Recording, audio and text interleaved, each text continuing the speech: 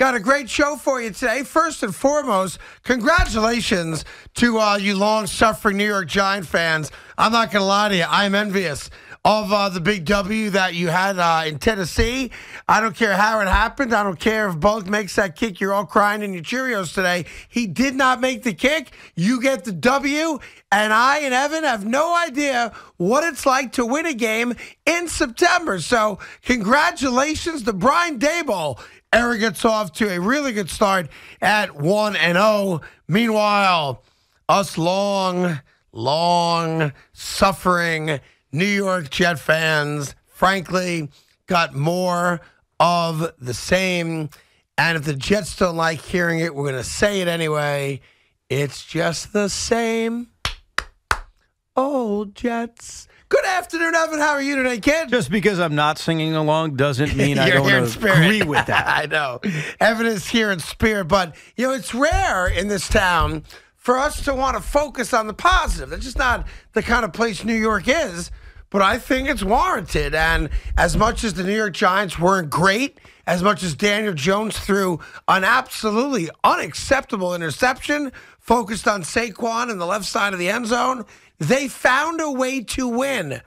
And I know it's happening right now. And Evan, I'm envious of this. New York Giant fans are now looking at the schedule. And a schedule that they looked at a week ago in which most of them said, loss, win, loss, win. They're now saying, you know what they have? Win. They have something that I wish I could have as a football fan in September and not just in August or July. They have hope. Yes. That's what they do. have. And by the way, they have a schedule based on the quarterbacks they're playing against. Forget the schedule. I can't forget the schedule. It scares me. Forget about looking ahead. Forget about Evan, they can win the division. The Giants could win the division. No. You got to take things one day at a time. Don't do that. We Don't were do in a that to blender, yourself. now we're winning divisions? What? Don't do that to yourself. What you need to do, if you're a Giant fan, is enjoy something that you haven't tasted in forever.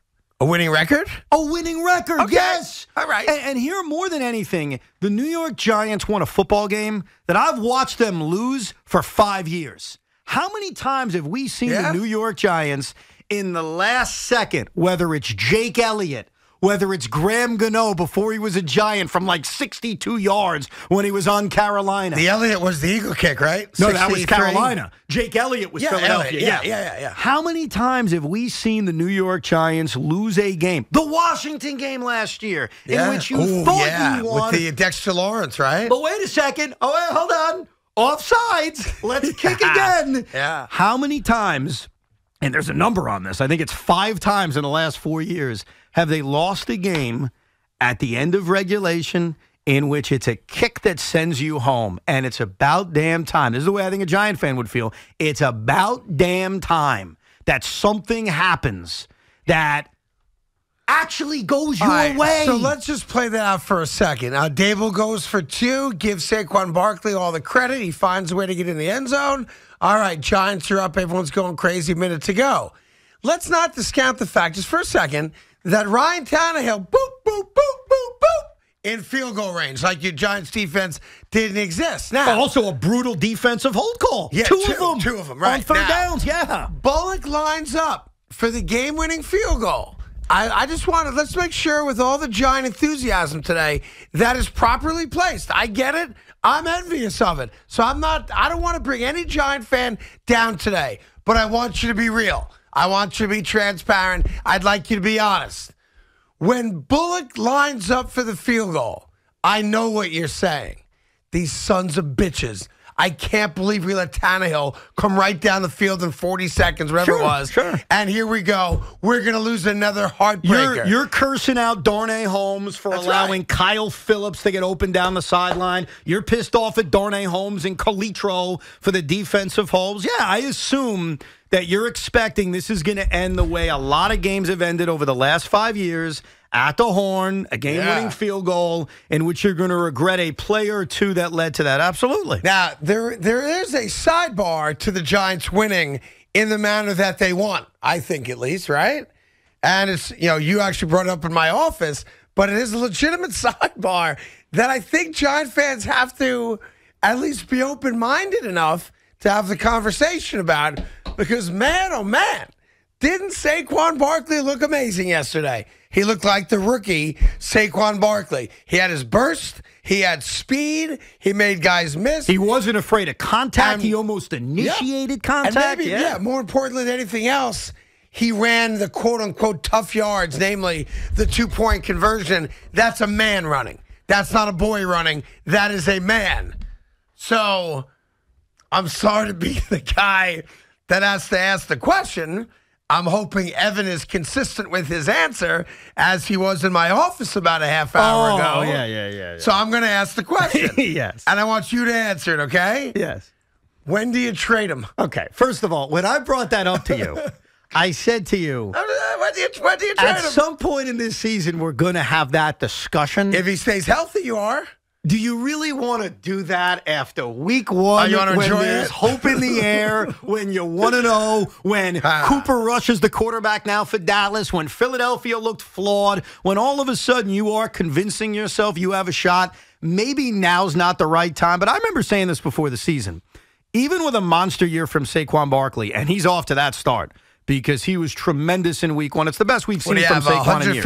164 yards. Yes. Yesterday. Go ahead. He was incredible. Yep. At some point, you have to realize he's probably not on my roster long term, because considering the salary cap situation they're in, they're not going to give him big time money. I'm just wondering how long you want the good times to last. Not yet. My answer to you, even though I suggested this to you, was there will come a time. Oh, it's not today? It's not today, because today. I thought it might be today. What's great about today, and I'm not changing my views on this Giant team. I don't think they're going to win the division, but that's not the point.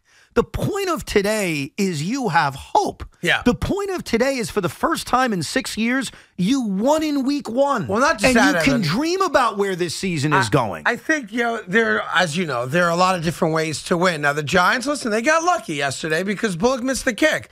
They got lucky yesterday because they overcame the Daniel Jones interception. Hold on. Well, let me just counter that with one thing, because I'm so sick of hearing about this team got lucky, that team got lucky. When the Jets were winning games under Rex Ryan a decade ago, people used to tell me that was lucky, this was lucky. And my response was, you have to put yourself in a position to get lucky. I'll give you a specific example. Okay, they put themselves in a position of giving up a 45-yard field goal to lose. No. They were tied, essentially, or close. It was a one-score game on the road to a team that was the number one seed in the AFC last year. Were the New York Jets ever in a position to get lucky yesterday? No, okay. They were not. I rest my case. Wow. So they were in a game against a team that's supposed to be better than them. Did they get quote-unquote lucky? Who gives a rat's ass if they got lucky? Did the Steelers get lucky yesterday? Yes.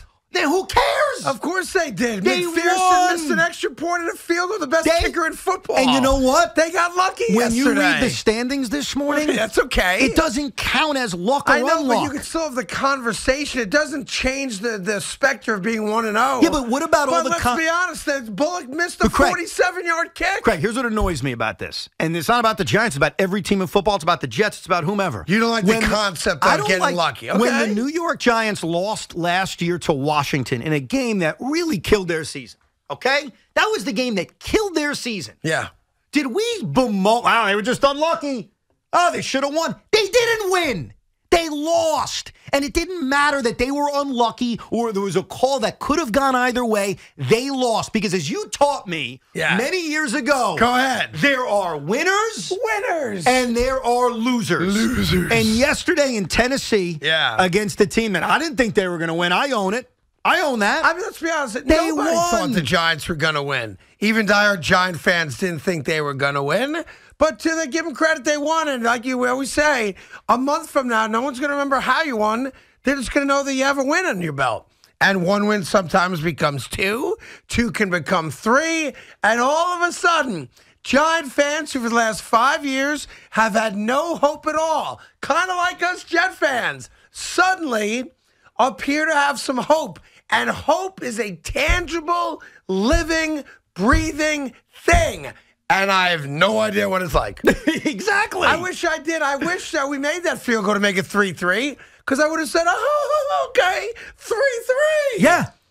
But I didn't make a field goal. If you keep a football game close late, crazy bleep happens. Yeah, I mean, look at yesterday. Yeah, look a lot at yesterday. Everything and that's the thing, and that's why I don't buy this. They were lucky, they were unlucky. This is football, dude.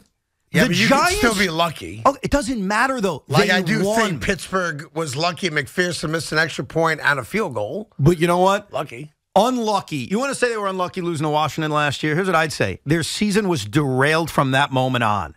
Maybe it's the opposite on a year like this year. Maybe getting lucky and winning a game puts your season right on track. And all you want as a Giant fan, all I want as a Jet fan is hope and belief that this head coach is different than the head coaches you've recently had. Well, and it was only one game. I acknowledge that. Yep. But at least early on, Brian Daboll, with a couple of things, made you believe this is different. Well, I'll say this about Daboll, and it's something I never felt about Joe Judge. And that is there's a level of competency already on the sideline that he's pre-thinking things. And while we know what the answer is going to be, he asked a bunch of veterans, his story, not mine, that with about 5.5 minutes left, he reached out to some of the veterans on the sideline. This is after he gave Daniel Jones the tongue lashing for the horrendous pass that was intercepted in the end zone, which I know Giant fans also love. Immediate accountability. Oh, dude, it was great. And he's done that in the past to Josh Allen, so this isn't new. Brian Daboll will hold his guys accountable. And you have to, right? This is the quarterback. We're not going to lose games because you're stupid. So he held them accountable. I loved it, too, just as a football fan. And I know Giant fans loved it. But he told the story after the game last night that with about 5 minutes and change to go, he pulled aside a couple veterans off camera because I didn't see it. Or maybe you did and I just missed it. And he said, listen, when we score, how do you feel about going for two? So, number one, the confidence level of saying we're going to score and have a choice to make, tie it up with an extra point or go for the win. And he said the veterans said, F it, let's go for the win. Who would say no, though? Agreed. I mean, think about that. But here's the aspect of that I like. Not so much that he asked veterans what they thought, that he's thinking that far ahead. I never got the sense that Joe Judge thought that far ahead. I don't think Robert Saleh thinks that far ahead. All gas, no brakes. But on 4th and 5, we still don't even consider going for it. Not that we would have gotten it. You get the point overall, I get right? what you're saying. Right. So, to me, that's the kind of stuff. Well, I also think, to be fair about that decision, which I loved, I think a lot of people loved, not because it worked out. After the fact, because it worked out. In the moment, I loved it because one thing we can't forget is that the New York Giants had all 3 timeouts. So let's go into this fictitious world where the shovel to Saquon Barkley doesn't work. Okay, down a point. And they're down a point. They give the ball back to Tennessee. Well, first they'll probably try an onside kick, but Tennessee gets the ball back. There's 1:10 to go, and you've got all 3 timeouts. Okay. Now you're probably starting inside your own 10 if you do hold them 3 and out. I understand but I'm with you. That it doesn't mean you're likely to win. I'm not saying you're likely to win, but the game isn't over. You're in a spot where you can stop the clock. You saw a head coach in Mike Vrabel make some bizarre decisions. 3rd and short, and you're running the football with your backup tight end on a sweep when you've got Derrick Henry in your backfield. Yeah. So who knows what they do? But with 3 timeouts, I think Daboll also knew, hey, if I score, great, we have a chance to win, and everything plays out the way it played out. But if we don't, there's a small chance we actually get the ball back, and maybe Graham Gano hits a game-winning kick for me. Well, listen, the New York Giants, you should enjoy it, Giant fans, and we're with you every step of the way. Whether it's lucky or not, Evan's right at this point, don't matter. You're 1-0, and all of a sudden, you've got a head coach that has immediately connected with you, and you like him. Now, that goes both ways, of course, but in the moment, Brian Daboll could retire today and be in the Giant Ring of Honor tomorrow. I mean, that's where Brian Daboll is right now. Meanwhile, us Jet fans, I'm not sorry to say it. I don't know who the hell my coach is. I really don't. I don't know who my coach is. I know I don't have a quarterback currently until Zach comes back, and even then I don't know if I have a quarterback. But I do know this. I'll say this. I thought the Jet defense showed up and played their asses off. And you can only ask a defense to play that well for so long until there's going to be a crack in the armor, until a team led by a great quarterback in Lamar Jackson is at some point going to find somebody open for a big play. So I do want to say, from a defensive standpoint, I have no beef at all with the New York Jets. They allowed some big plays, but you're right. I think when you look at what they did, especially in the first half, stopping a run game that's been electric for 4 years, really since Lamar took over, I think this was the second fewest rushing yards the Ravens have had as a team in the Lamar Jackson era. They had less than 70 yards rushing from scrimmage. That's a great job. They did a tremendous job. The corners, after last year in which they didn't really have NFL starting caliber corners, you look at DJ Reed, You look at Sauce Gardner and you say to yourself, wow, they have a secondary. And that's all the compliments I'll give because the rest of it was trash. This offense was trash. The tight ends were never involved. You gave all that money to C.J. Uzomah. Where the hell is he? By the way, he barely played. He barely played. Yep. The Tyler Conklin fumble was a killer. Yeah, but that set Tyler them back. Conklin played double the plays of Uzomah, and you draft Garrett Wilson, who's shown like he is a legitimate first-round draft pick, and he barely played until the second half. You know why I'm not as worried about Garrett Wilson? Because I think it was made very, very obvious in the second half of this game when he was used a lot more that Garrett Wilson's going to be a big part of this offense. He should be, but he didn't play in the first half. I understand. First NFL game, they didn't get him involved enough, I agree. But when you saw the ball in his hands and the moves that he could make. Dude can make plays. He's going to play. But what bothers me about that is we draft these wide receivers. It looks physically like they've got all the skills, and then for some reason, we don't use them. Now, I'm not saying Garrett Wilson's going to turn out to be Denzel Mims. I don't believe he will be. But it baffles my mind that you draft a kid as high as you do. He looked like he's got the goods this summer and in the preseason, and all of a sudden, he doesn't get in the game until the game's out of reach. But he got in the game when it was out of reach, and I am convinced next week he'll play a lot. I hope so. I mean, you got Corey Davis back to his old tricks, the 3rd-and-9 drop. What the hell was that? Yeah. It's typical of him, but part of the problem is this.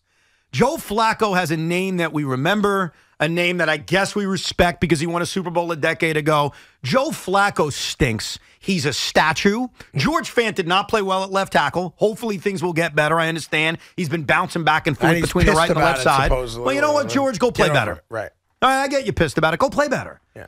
But when you have a statue at quarterback and you have an offensive line that can't protect, game over. The game is over. Yep. But Joe Flacco is not the guy that you remember. And by the way, anytime the New York Jets have Joe Flacco throwing the ball essentially 60 times a game, guess what? You're not going to win. Of course not. I mean, it's a joke. And look, I don't want to get back on this train because I don't want to get on this train. But I will tell you that at some point when your offense is limp and your offense is pathetic and your quarterback is a 38-year-old statue, at some point, if you're the head coach, you have to consider going to your backup. Now, your backup happens to be Mike Effin White, who looked like garbage in the preseason. I acknowledge that. Yeah. And so I'm not believing that the magic of last year would ever come back.